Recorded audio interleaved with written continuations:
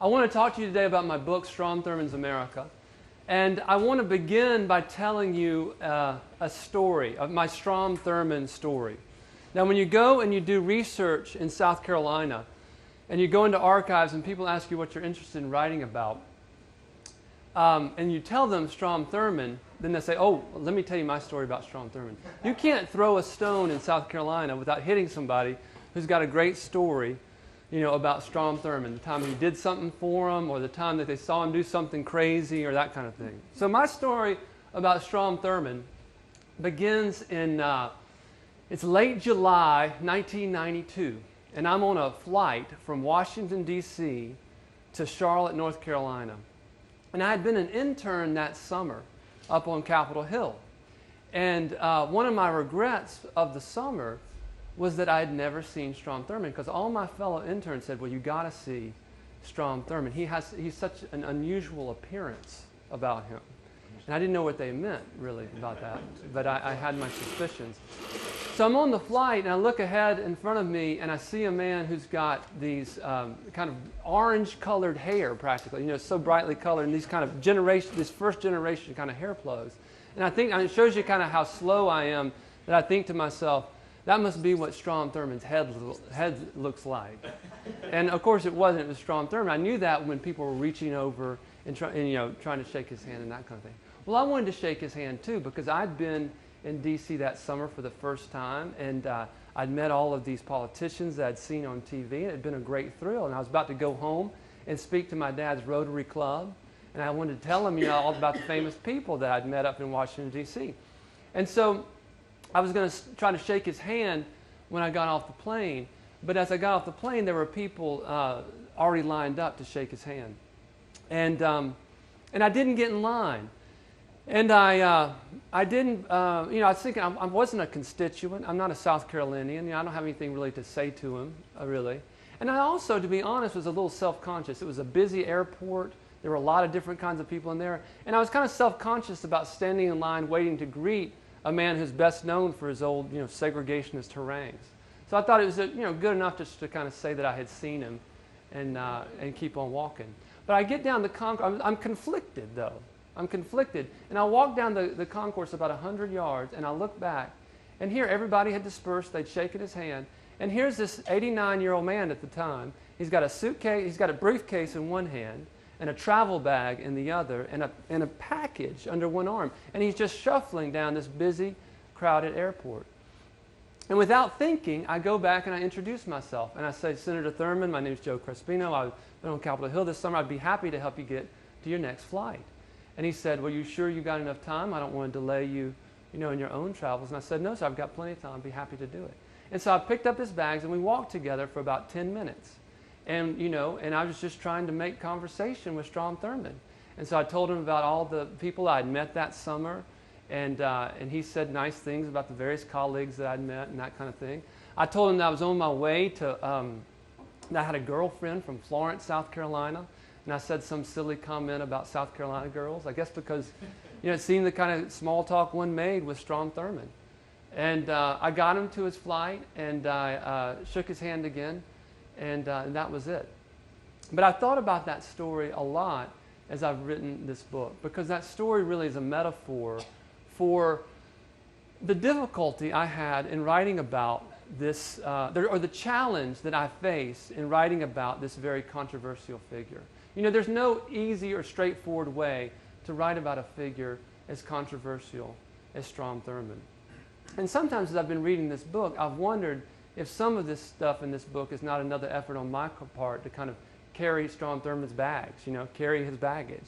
And goodness knows he's got baggage that needs carrying, But the other challenge that I had, really the real challenge I had in this book, was to kind of fight the urge to not to simply walk away and not meet the man face to face, and present him as a kind of three-dimensional character, some real living, breathing human being.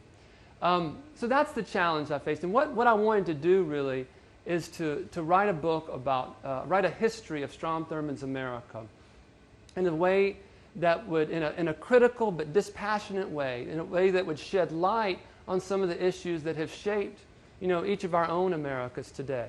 And I hope that in doing so you can add a sense of, a measure of reason and dispassion to these issues that embroil our politics today and that divide us so. So that was the goal. That's the mission, as it were. But what are those big issues? What are the issues that a history of Strom Thurmond's America speaks to? We remember, a lot of us remember who Strom Thurmond was. Strom Thurmond was the 1948 Dixiecrat presidential candidate. Strom Thurmond was one of the lead authors of the 1956 Southern Manifesto, which is the protest of the Supreme Court's decision in the Brown versus Board of Education decision in 1954. Strom Thurmond is the record holder to this day of the longest one-man filibuster. It's in the Guinness Book of World Records. 24 hours and 18 minutes he spoke against the 1957 Civil Rights Bill.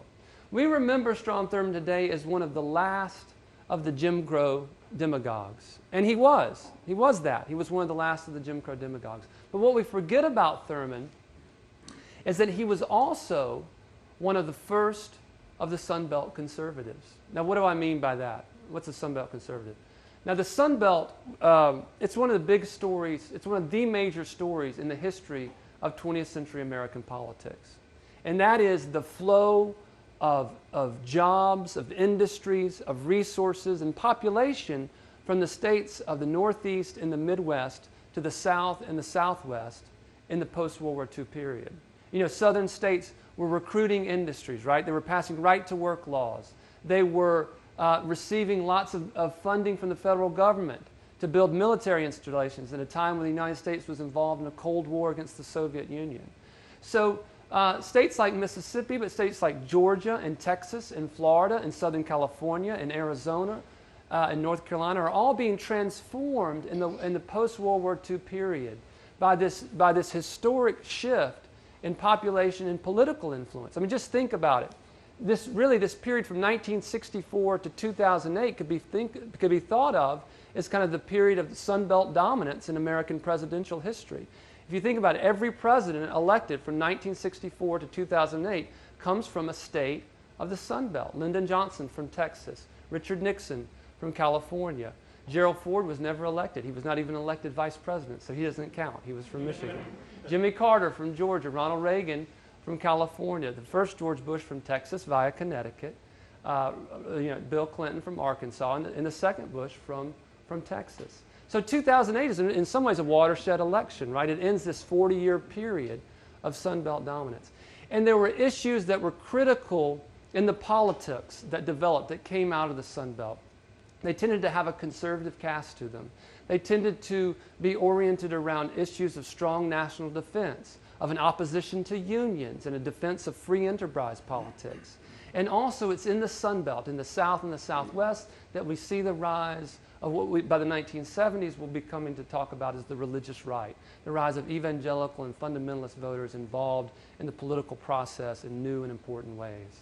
So Thurmond was at the forefront of all of those issues in his own politics. You know, national defense. He was a staunch anti-communist and played an important role in right-wing anti-communist populist politics in the late 50s and early 1960s. It's one of the things that led him to switch parties in 1964. He was a key figure in opposing labor unions. And he did so alongside people like Barry Goldwater starting in the late 1950s, even though early in his career he had been a staunch advocate of unions in South Carolina back in the 30s and 40s when the union vote was an important vote in South Carolina. But he switches in the 50s and 60s, and by the 1970s becomes a diehard supporter of business against labor. And then he also is an important role in conservative evangelical politics. You know, he joins the board of Bob Jones University in 1950. He does it to win votes in the upcountry of South Carolina. Bob Jones had just moved to the upcountry of South Carolina, just moved his university. And Thurmond needed votes in the upcountry of South Carolina. He had lost the 1950 race for the Senate to Olin Johnson, largely on the strength of votes that he didn't win in the upcountry. And that began a long process, a long relationship with Thurmond, but with conservative fundamentalists and evangelical folks who were looking to get involved in the political process and to sway the political process. So we need to understand Thurmond's racial politics